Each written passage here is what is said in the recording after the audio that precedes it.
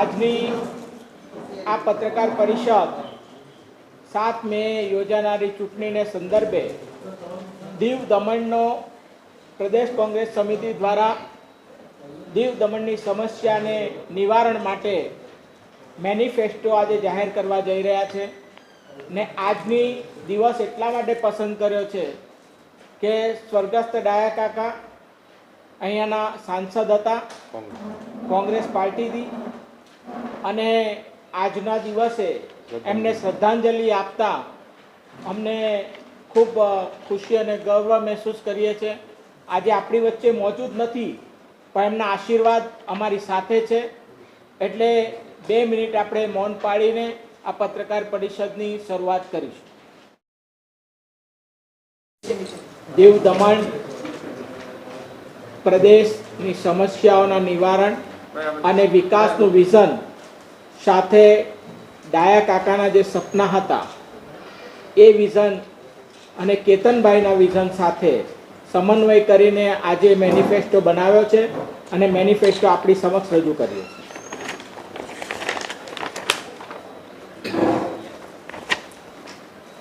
આગળના મેનિફેસ્ટોના મુદ્દા કેતનભાઈ રજૂ કરશે। મેનિફેસ્ટોમાં અહીંયા ઉત્તર ભારતીય કામદારોની વસ્તી ખૂબ મોટા પ્રમાણમાં છે। દમણ દીવના ઉદ્યોગોના વિકાસ માટે એમનો ફાળો છે અને એમને વર્ષોથી માંગ હતી કે યુપીની ટ્રેનની સુવિધા નથી, બોમ્બેથી બેસવું પડે છે, તો કેતનભાઈ જેવા સાંસદ બનશે કે તરત જ વાપીથી ઉત્તર ભારતની ટ્રેન અમે શરૂ કરીશું।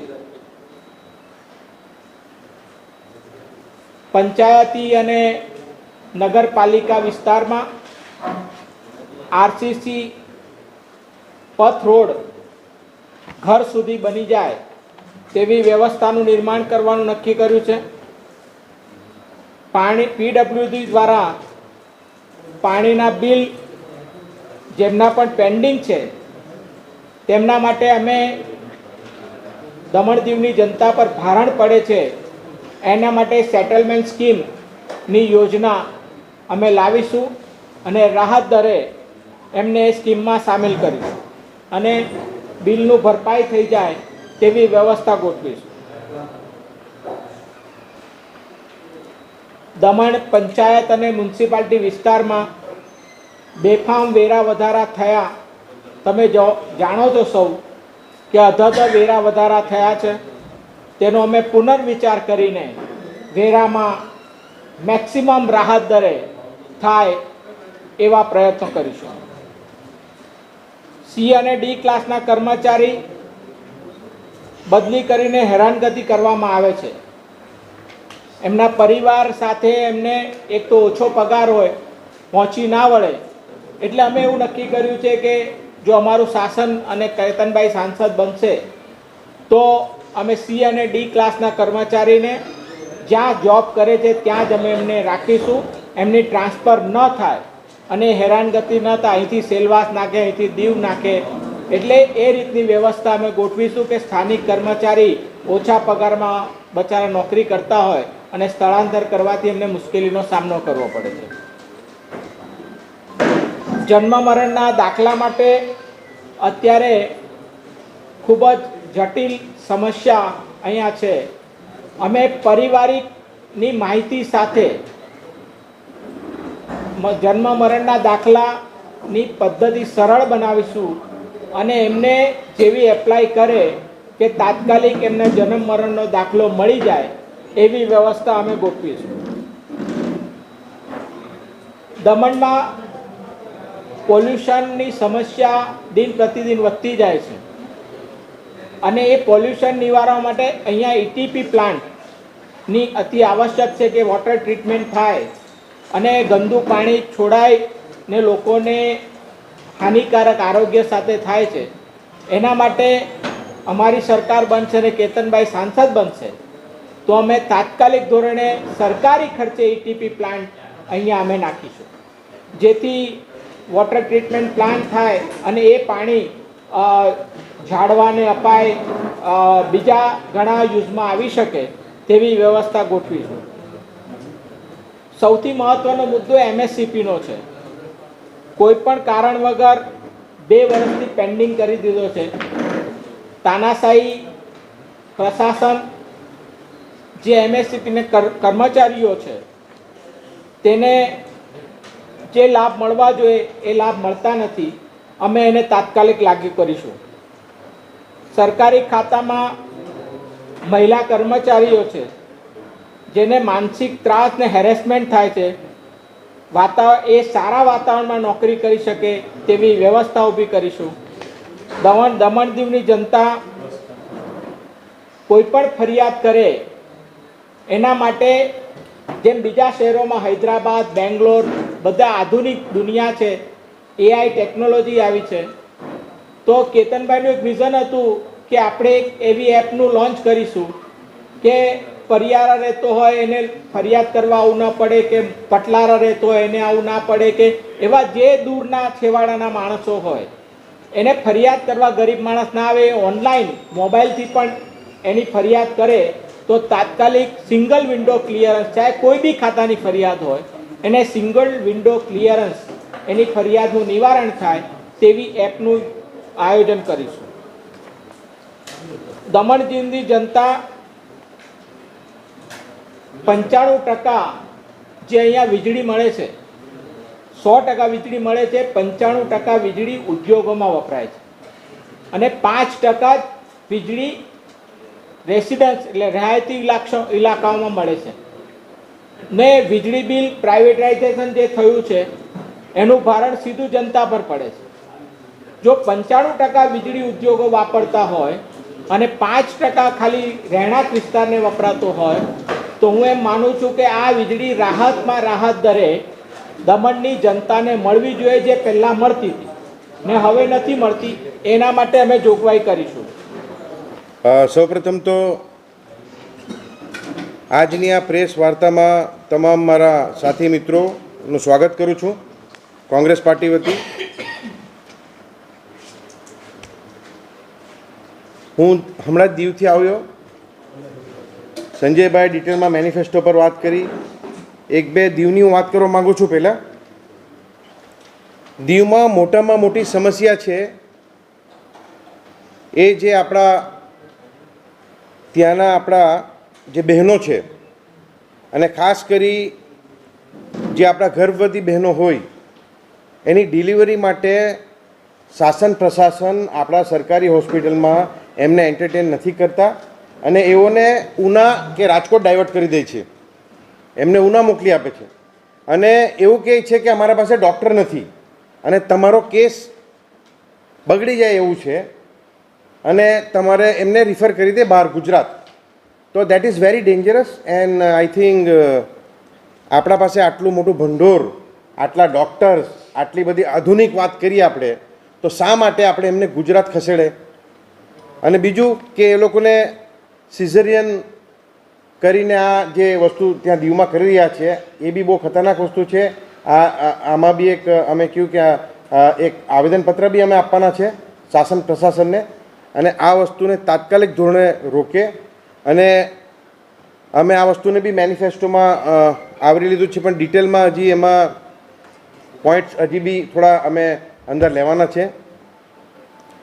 બીજું, દીવમાં જે પ્રોબ્લેમ છે, મોટામાં મોટી સમસ્યા, જે રીતે દમણમાં આપણું બાંડોદકર સ્ટેડિયમ લઈ લીધું અને ત્યાં કોઈ ક્લબ બનાવી દીધું, પ્રાઇવેટ પાર્ટીને આપી દીધું, એ જ રીતે દીવમાં પણ છોકરાઓને રમવા લેતા નથી સ્ટેડિયમમાં અને ત્યાં એવા કોઈ ગ્રાઉન્ડ સ્ટેડિયમ છે નથી.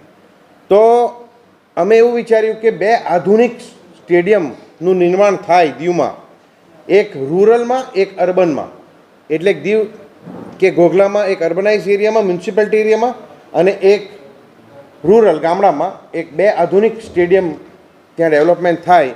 એના માટે અમે મેનિફેસ્ટોમાં અમે કહ્યું છે. અને જો આપણે દરિયો પૂરીપૂરીને રોડ બનાવી શકતા હતા, કેમ નહીં એક સુંદર એવું સ્ટેડિયમ બી બનાવી શકીએ? સરકારની ઘણી બધી જગ્યા છે ત્યાં. અને કોઈ CSR હોય તો CSRનું ફંડમાં આપણે બધા સર્કલ બલકર બનાવते, એના કરતી કેમ નહીં આપણે સ્ટેડિયમ બનાવીને બાળકો આપણા રમે? દીવમાં 2 છોકરાઓ મળ્યા, એ રણજી ટ્રોફી રમે છે, એની બી મારી મુલાકાત થઈ. તો ત્યાંથી રણજી ટ્રોફીમાં બી નીકળ્યા છે. તો એ લોકોને જ કહેવાનું કે ભાઈ અમને અહીંયા અમારે ગ્રાઉન્ડ નથી. બીજું, દમણમાં જે થઈ રહ્યું છે ખાલી પેપર પર છે. એને હોય કે સેલ પરમિશન કોઈને આપતા નથી, કે પછી FSI વધારવાની વાત તો રિજનલ ટાઉન પ્લાનિંગમાં કહી દીધું, પણ એમાં કંઈ થતું નથી. બીજું કે ઘર બનાવવા પણ NOC આપતા નથી, કે 3 ગુંઠામાં કહ્યું હતું કે 3 ગુંઠામાં આપણે પ્લોટ હોય તો ઘર બનાવવાનું, પણ એના માટે બી હવે NS જોઈએ ને આ જોઈએ ને તે જોઈએ, એમાં પરમિશન આપતા નથી. મોટામાં મોટી સમસ્યા આપણા દમણ અને દીવવાસીઓમાં છે એ 80 થી 100 લાઇસન્સ કેન્સલ રદ કરી નાખ્યા છે વાઇન શોપના. 12 એસોસિએશન લખીને બી આપ્યું છે, એના લાઇસન્સ કેન્સલ કરી દીધા, ટર્મિનેટ કરી દીધા. એને રિન્યૂ કરવા ગયા તો લાઇસન્સ ટર્મિનેટ કરી દીધા છે. અને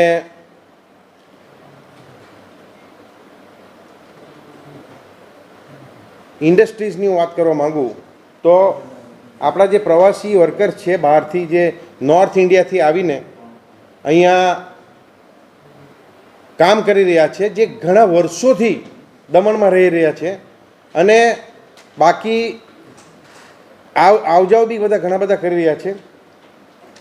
તો અમને એવી ખબર પડી છે કે ઇન્ડસ્ટ્રીઝવાળા એ લોકોને સેલરી બહુ ઓછી આપે છે.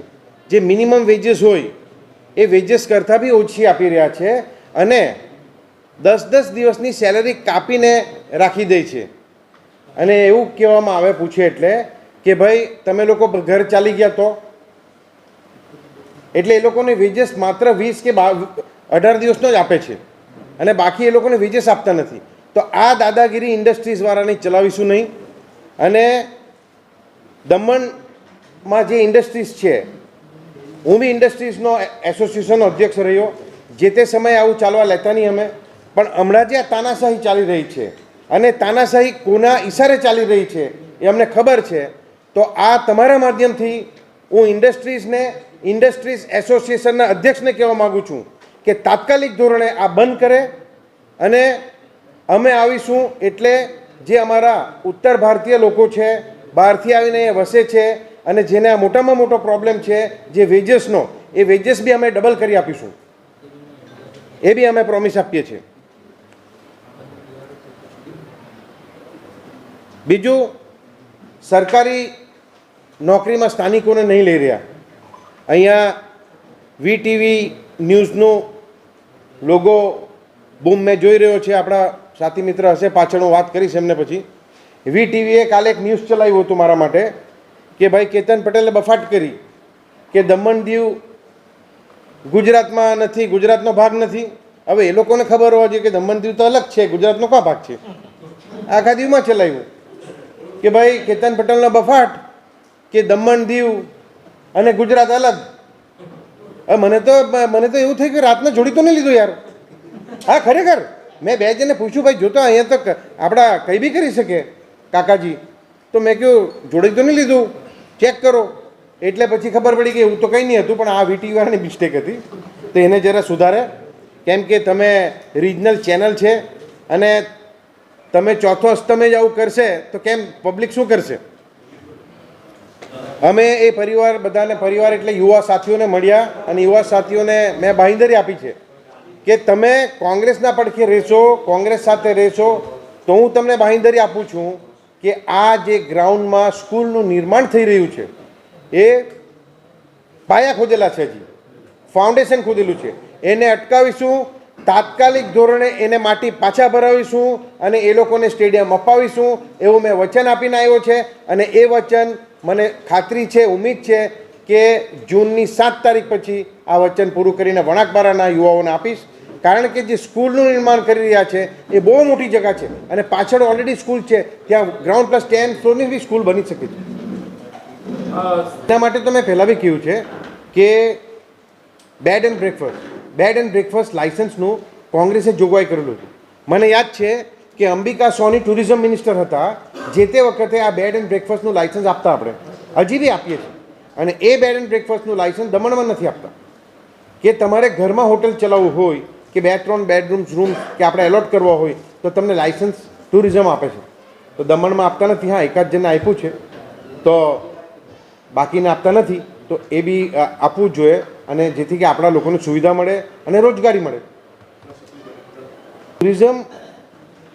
ટુરિઝમ માટે હજી તો અમે મેનિફેસ્ટો થોડો એડ બી કરીએ છીએ, અને ટુરિઝમ માટે અમે પહેલાં બી કહ્યું છે કે આમાં 2-4 વસ્તુ પોઈન્ટ રહી ગઈ છે, કેમ કે જરા હડબડીમાં બની ગયું છે. અમે હોવરક્રાફ્ટ અને કેટેમરીન સર્વિસ ચાલુ કરવાના છે. એના માટે અમે એડ કરીએ છીએ. હમણાં ડિજિટલ મેનિફેસ્ટો બી હમણાં પાછું તમને મોકલાવતા છે, અને તમને આમાં બી એડ કરીને પોઈન્ટ આપવાના છે. પણ તમે લખી શકો, સારો પોઈન્ટ તમે ઉઠાવ્યો કે અમે હોવરક્રાફ્ટ સર્વિસ અને કેટેમરીન સર્વિસ દીવ અને દમણને જોડતું, દમણ અને મુંબઈને જોડતું આ આપણે એક ચાલુ કરવું જોઈએ. એ ટુરિઝમની ખાસ એક આપણે અમારી ઈચ્છા હતી કે ભાઈ આ વસ્તુ થાય. બીજું કે મેં વારંવાર કહ્યું છે કે ટુરિઝમ માટે કોઈ ઓશનેરિયમ બનાવીએ, સિંગાપુરના તર્જ પર ઓશનેરિયમ બનાવે તો અહીંયા લોકો આવે, કેમ કે દમણ અને દીવ હાલ પિકનિક સ્પોટ જેવું થઈ ગયું છે. સવારે આવે અને આપણે સાંજે પાછા ખાઈ પીને પરત ચાલી જાય. તો અહીંયા રોકાવા માટે શું, તો એના માટે ઓશનેરિયમ, કે આપણે ઓશનેરિયમ એટલે તમને ખબર હશે કે મોટું હાઈટેક મચ્છીઘર કે અંડરગ્રાઉન્ડ, એમાં બધી જાતની વેરાયટીઝના સ્પીસીસ હોય, એ રીતેનું એક ઓશનેરિયમ ડેવલપ કરવા માટે બી અમે એક લખીએ છીએ. બીજું કે એવી કોઈ સેન્ચ્યુરીઝ હોય, પાર્ક્સ હોય, અહીંયા કંઈ છે નથી, તો એના માટે બી એ અમે એડ કરીએ છીએ. હમણાં એજ્યુકેશનમાં શિક્ષકોની ભરતી અહીંયા થઈ નથી રહી, અને શિક્ષકોની અભાવ છે શિક્ષકનો, એટલે આ મોટામાં મોટો પ્રોબ્લેમ છે દમણ અને દીવ બંને. અને એજ્યુકેશનનું લેવલ એટલે આપણે નીચે ચાલી ગયું છે. બીજું મોટામાં મોટી જે સમસ્યા છે શાસન પ્રશાસન દ્વારા આ કરવામાં આવે છે કે જે શિક્ષકો છે એને બીજા કામમાં લગાવે છે, એને સર્વે કરાવી રહ્યા છે, એને રૂમે રૂમે સ્લીપ આ વેચવા મોકલાઈ રહ્યા છે, ફલાણું કરાવે છે, ઢીકણું કરાવે છે. અને આખા વર્ષ એવું નથી કે ઇલેક્શન આવ્યું હોય તો સમજે કે ઇલેક્શન ડ્યુટી લગાવે, પણ આ તો આખા વર્ષ મહિનામાં 30 દિવસમાં 12, 16, 18 દિવસ તો એ લોકોને બહાર જ ફરાવે છે. તો પછી શિક્ષક કરવાનો શું? અને બીજું કે આપણે શિક્ષકની બી ઘણા સમયથી માંગ છે, એ બી પૂરી નથી થતી. भाई, आपके ऊपर आरोप यह है कि पिछले 4-5 साल से आपने जनता के हितों को लेकर एक बार भी विरोध प्रदर्शन नहीं किया.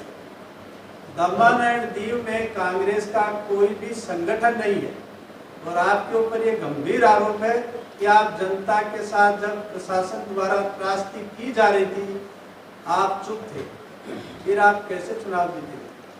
देखो ऐसा है, आपने हुजूम हमारे पीछे देखा होगा. कोई आपको किसने कहा कि हमारे पास कार्यकर्ता नहीं है? हमारे पास सब कुछ है सतीश जी. आपका जिलाध्यक्ष संगठन ये आपका तालुका कौन है, ग्राम पंचायत? देखो ऐसा है, अभी हाल ही में जो इलेक्शन गया उसमें हमने पूरी बॉडी को हमने एबोलिश कर दी थी, बॉडी हमने भंग कर दी थी. उसके बाद बॉडी बनाई नहीं थी, क्योंकि दीव की अगर बात करूं तो दीव में भी आपने जो कहा इसमें 2-4 लोग चले गए थे बीजेपी में, और चलता रहेगा, लेकिन आपके पास संगठन कहाँ है ना, संगठन क्यों नहीं है? आपका उपाध्यक्ष कहाँ है, महामंत्री कहाँ है? देखो ऐसा है, जिलाध्यक्ष कहाँ है? संगठन तो बहुत बड़ा दरिया है कांग्रेस. संगठन अगर मैं भी नहीं रहूं तो चलते जाता है, ऐसा उसमें नहीं है. सतीश जी ऐसा तो कोई है नहीं प्रॉब्लम.